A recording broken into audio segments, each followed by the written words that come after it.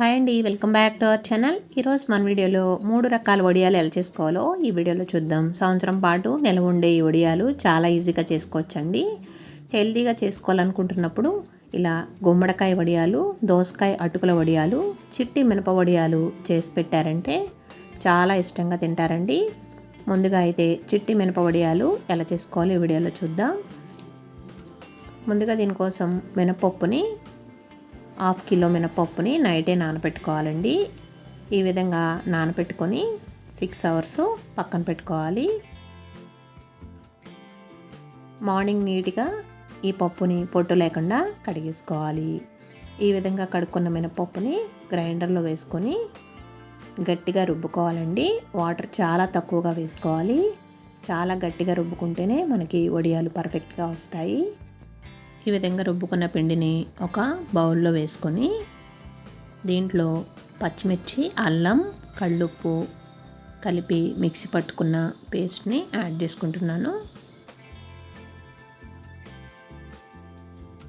2 table spoon జీలకర్ర కూడా వేసుకోవాలి. వేసుకొని మొత్తం బాగా మిక్స్ చేసుకొని కలుపుకొని పక్కన పెట్టుకొని ఎండలో ఒక మంచం మీద తడి క్లాత్ ఇలా వేసుకొని చేత్తోనే చాలా ఈజీగా పెట్టేసుకోవచ్చండి. ఇలా చిన్న చిన్నగా వడియాలు వీడియోలో నేను చూపిస్తున్న విధంగా పెట్టుకోవచ్చు. కొంచెం టైం ఎక్కువగానే పడుతుందండి. ఈ వడియాలు ఇలా చిన్న చిన్నగా పెట్టుకోవాలి కాబట్టి చాలా టైం పడుతుంది. నాకైతే 1 అవర్ పట్టిందండి 1/2 కిలో పిండి పెట్టడానికి. చేత్తో కనుక ఇలా పెట్టలేకపోతే కనుక వీడియోలో నేను చూపించిన విధంగా ఇలా నేనైతే పాల కవర్ తీసుకున్నాను. ఈ కవర్లో ఇలా పిండిని వేసేసుకుని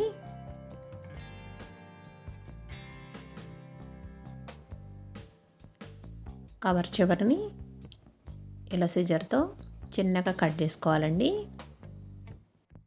ఇలా కట్ చేసుకున్న తర్వాత ఈ విధంగా చిన్న చిన్నగా పెట్టుకోవచ్చు. మీకు కవర్ కంటే చేత్తోనే చాలా ఈజీగా వస్తాయండి. మీకు అర్థం కావడం కోసం నేను కవర్లో పెట్టాను, కానీ నేను మొత్తం పిండిని చేత్తోనే పెట్టేసుకున్నాను.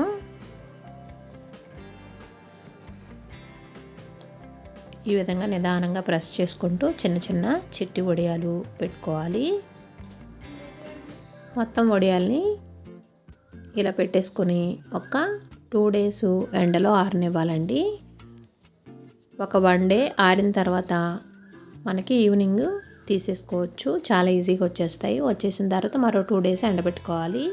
ఇలా ఎండిన తర్వాత ఇలా డీప్ ఫ్రైకి సరిపడా ఆయిల్ వేసుకొని నేను వడియాల్ని ఫ్రై చేసుకుంటున్నాను. చూడండి, ఈ వడియాలు విడిగా తినడానికి బాగుంటాయండి. కర్రీ కూడా చేసుకోవచ్చు. టమాటా వేసుకొని కర్రీ చేసుకున్నామంటే చాలా టేస్టీగా అనిపిస్తాయి. అదేవిధంగా మనం ఏదైనా పులుసు కర్రీ చేసుకున్నప్పుడు కూడా ఈ వడియాలను యాడ్ చేసుకోవచ్చండి. టేస్టీగా ఉండే చిట్టి మినప వడియాలు రెడీ అయిపోయినాయండి. ఇవి పప్పులో కనుక మనం తిన్నామంటే చాలా టేస్టీగా అనిపిస్తాయి. ఇలా చేసి పెట్టుకున్నామంటే 1 ఇయర్ పాటు చక్కగా నిల్వ ఉంటాయండి. చాలా టేస్టీగా అనిపిస్తాయి. చాలా క్రిస్పీగా కరకరలాడుతూ ఉంటాయి. టేస్టీగా ఉండే చిట్టి మినప వడియాలు రెడీ అయిపోయినాయి. రెండో రకం వడియాలు వచ్చేసి దోసకాయ అటుకుల వడియాలండి. ఇవి కూడా చాలా టేస్టీగా అనిపిస్తాయి. పుల్ల పుల్లగా, కారం కారంగా, చాలా క్రిస్పీగా అనిపిస్తాయి. నేనైతే ఫస్ట్ టైం చేశాను. చాలా టేస్టీగా వచ్చినాయండి. దోసకాయ అటుకుల వడియాలని ఎలా చేసుకోవాలో వీడియోలోకి వెళ్ళిపోదామా? వీడియోని స్కిప్ చేయకుండా చూడండి, అప్పుడే మీకు అర్థమవుతుందండి. ముందుగా దీనికోసం దోసకాయల్ని కిలో తీసుకున్నాను. వీటిని తొక్కతో సహా తురుముకోవాలండి. చేదు ఉన్నాయో లేదో దోసకాయలను చెక్ చేసుకొని తురుముకోవాలి. ప్రతి దోసకాయకి చేదు చూసుకొని ఈ విధంగా తురిమేసుకొని ఒక బౌల్లో వేసుకోవాలి. ఇలా తురుముకున్న దోసకాయ పేస్ట్లో సన్నగా తురుముకున్న కొత్తిమీరని వేసుకుంటున్నాను. పెద్ద కట్ట కొత్తిమీరని బాగా కడిగేసేసుకొని ఇలా తురుముకొని వేసుకోవాలండి. పచ్చిమిర్చి, చిన్న అల్లం ముక్క, కొద్దిగా ఉప్పు వేసుకొని పేస్ట్ చేసుకోవాలి. ఈ పేస్ట్ కూడా 3 టేబుల్ స్పూన్ వేసుకుంటున్నాను. పుదీనా కూడా వేసుకోవచ్చండి, నేనైతే వేయడం లేదు. 2 టేబుల్ స్పూన్ జీలకర్ర వేసుకొని ఇప్పుడు దీనికి సరిపడా అటుకుల్ని యాడ్ చేసుకోవాలి. అటుకులు అనేవి ఒకేసారి వేసుకోకుండా కొద్ది కొద్దిగా కలుపుకొని వేసుకోవాలండి. కిలో అటుకులు తీసుకొని పక్కన పెట్టుకొని కొద్ది కొద్దిగా అటుకులను వేసుకుంటూ కలుపుకుంటున్నాను. కిలో దోసకాయలకి హాఫ్ కిలో అటుకులు అయితే సరిపోతాయండి. కానీ కొన్ని కాయలు నీరు ఎక్కువగా ఉంటే కనుక ఇంకొంచెం అటుకులు సరిపోతాయి కాబట్టి చూసుకొని వేసుకోవాలి. ఇలా కలుపుతున్నప్పుడు మనకి గట్టిగా అనిపించే వరకు అటుకులను యాడ్ చేసుకోవాలి.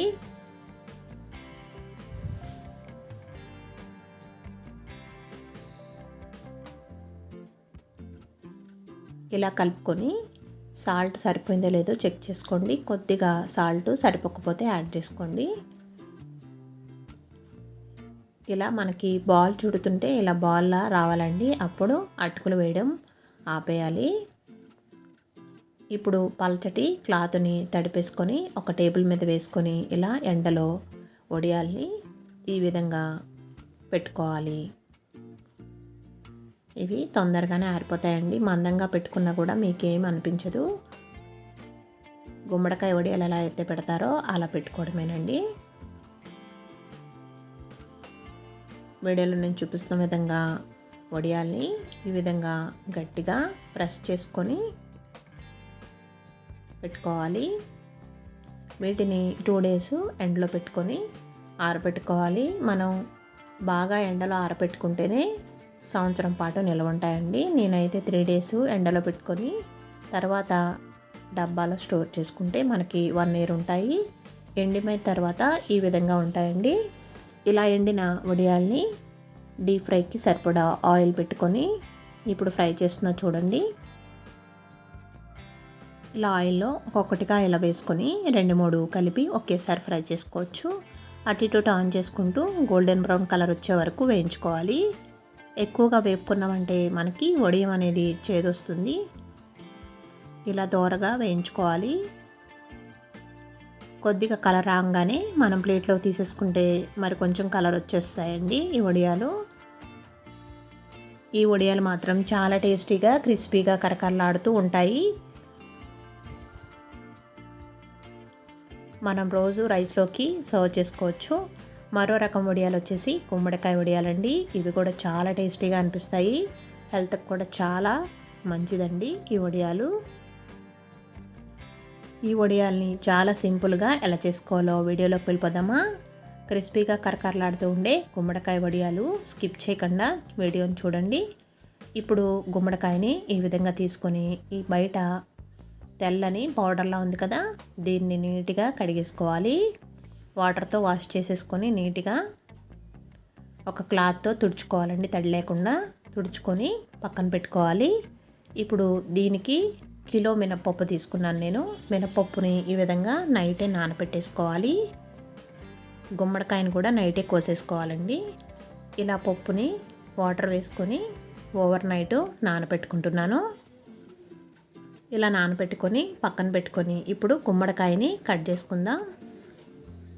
గుమ్మడికాయని ఈ విధంగా పీసెస్ కింద కట్ చేసుకోవాలండి. ఇది చాలా గట్టిగా అనిపిస్తుంది కాబట్టి నేను కత్తిపీటతో కట్ చేసుకున్నాను. ముందైతే పీసెస్ కింద కట్ చేసుకొని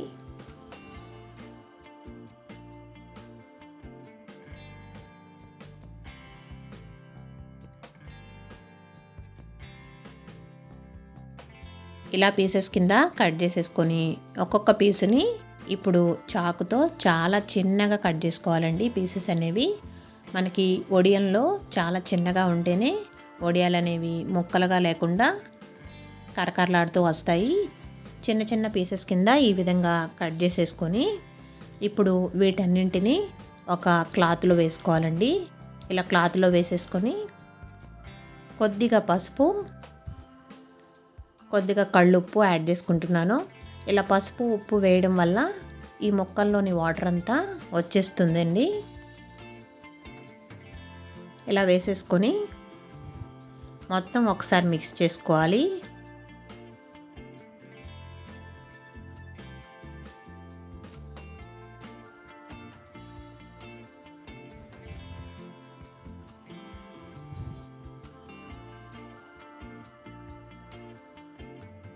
ఈ విధంగా ముక్కలన్నింటికి బాగా పట్టేటట్టు మొత్తం బాగా కలిపేసుకొని ఇప్పుడు ఈ క్లాత్లో ముడి వేసుకోవాలి. ఇలా దగ్గరగా ముడి వేసుకున్నామంటే దీంట్లోని వాటర్ అంతా ఈజీగా వచ్చేస్తుంది. ఇలా దగ్గరగా ముడివేసి దీనిపైన ఏదైనా బరువు పెట్టాలండి. అప్పుడే మనకి మొక్కల్లోని వాటర్ అంతా ఓవర్ నైట్ ఇలా వదిలేస్తే వచ్చేస్తాయి మొక్కల్లోని వాటర్ అంతా. ఇలా ముడివేసిన మొక్కల్ని ఒక పళ్ళెంలో పెట్టుకొని దీనిలోని వాటర్ అనేది బయటకు వచ్చేస్తే వంపేయచ్చు, కానీ నేనైతే పప్పులో వేద్దామని కొద్దిగా వాటర్ని ఇలా పెట్టుకున్నానండి. ఇలా పెట్టుకొని దీనిపైన ఒక రోల్ని పెట్టుకోవాలి. ఒక రోల్ని కానీ రాయిని కానీ పెట్టుకున్నామంటే ఈ వాటర్ అనేది ఇలా వచ్చేస్తూ ఉంటుంది. ఓవర్ నైట్ ఇలాగా వదిలేయాలి. మార్నింగ్ ఇలా పప్పుని నీట్గా కడిగేసుకోవాలి. నానబెట్టుకున్న పప్పుని పొట్టు లేకుండా నీట్గా కడిగేసుకొని గ్రైండర్లో వేసుకొని మెత్తగా రుబ్బుకోవాలి. ఇది కూడా చాలా గట్టిగా రుబ్బుకోవాలండి. వాటర్ అనేది తక్కువగా యాడ్ చేయాలి. నేను తీసుకున్న వాటర్ కొద్దిగానే వేసాను దీంట్లో. ఇలా మెత్తగా రుబ్బుకున్న పిండిని ఒక బౌల్లో వేసుకొని దీంట్లో మనం ఇలా మూట కట్టిన గుమ్మడి మొక్కలు ఉన్నాయి కదా, ఈ మొక్కలను ఇప్పుడు ఓపెన్ చేసుకొని ఈ పిండిలో యాడ్ చేసుకుంటున్నాను. మీకు పెద్ద ముక్కల కింద కోసుకున్నట్టయితే కనుక ఒక్కసారి దంచుకోవాలండి. నేను చాలా చిన్నగా కోసా కాబట్టి దంచుకోకుండానే పిండిలో యాడ్ చేసేసుకుంటున్నాను. ఇలా పిండిలో ఈ ముక్కల్ని వేసేసుకోవాలి.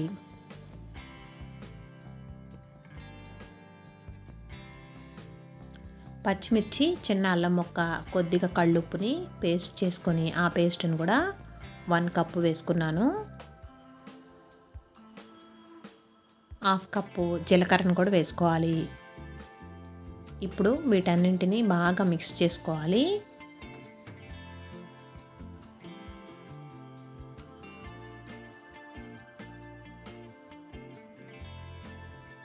మొత్తం బాగా కలిపేసుకొని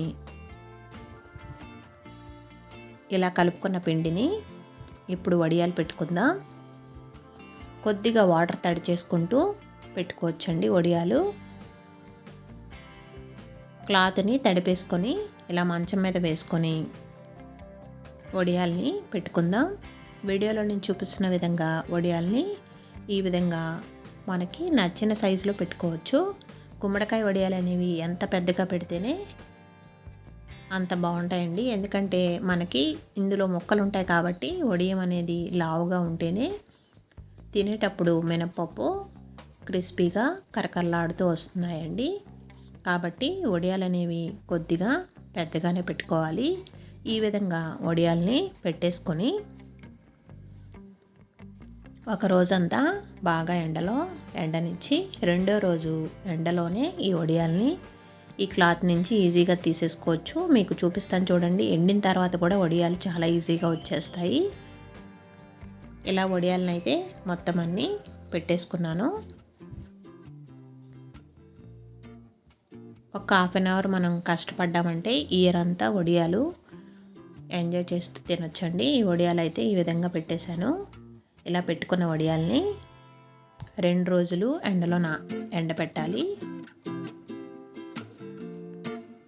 2 రోజుల తర్వాత వడియాల్ని ఈ విధంగా ఈజీగా వచ్చేస్తాయి క్లాత్ నుంచి. అదే మీకు కవర్ మీద అయితే 1 డేలోనే వచ్చేస్తాయండి. నేనైతే కవర్ యూస్ చేయలేదు, క్లాత్ మీద పెట్టుకున్నాను. ఈ విధంగా వడియాల్ని తీసేసుకొని ఒక ప్లేట్లో పెట్టుకొని మరో 2 రోజులు ఎండలో ఎండబెట్టుకోవాలండి.